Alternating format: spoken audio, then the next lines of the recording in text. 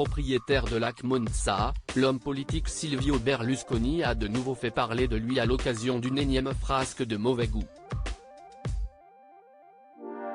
Hier, Silvio Berlusconi fêtait la fin de l'année autour d'un repas de Noël. Il était accompagné pour l'occasion par les joueurs et équipes du club de l'AC Monza, club de football italien, 14e en Serie A. Une arrivée en Serie A qui fut une grande première l'été dernier, et qui a sans doute été fêtée dignement si l'on juge des promesses de mauvais goût de la part de son propriétaire. Le cadeau de Noël de mauvais goût promis par Silvio Berlusconi, car celui qui a fait son retour en politique avec les dernières élections est aussi le détenteur de l'AC Monza, et les performances de son club ont l'air de le ravir.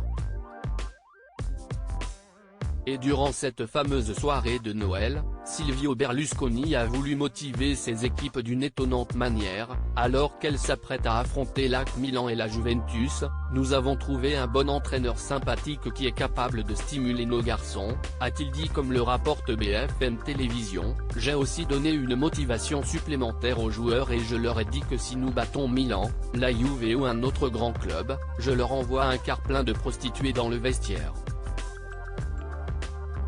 Un habitué des frasques sexuelles. Si la promesse peut paraître déplacée, elle est finalement une grande habitude de Silvio Berlusconi. L'homme politique, qui fut président du Conseil italien pendant plusieurs années en Italie, avait été évincé après le scandale autour des escort girls qui l'invitaient régulièrement dans sa villa.